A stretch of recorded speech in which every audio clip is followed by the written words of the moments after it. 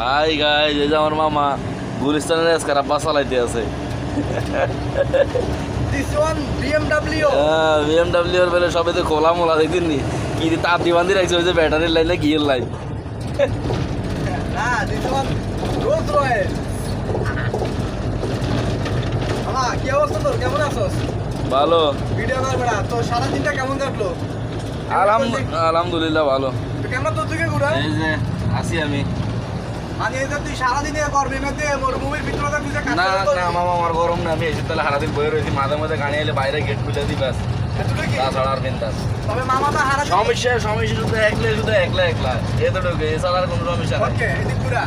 তো hello guys, জলদি জলদি আপনারা কি করবেন, মেয়ে যারা আছেন আনম্যারিড, আমার মামা কিন্তু আনম্যারিড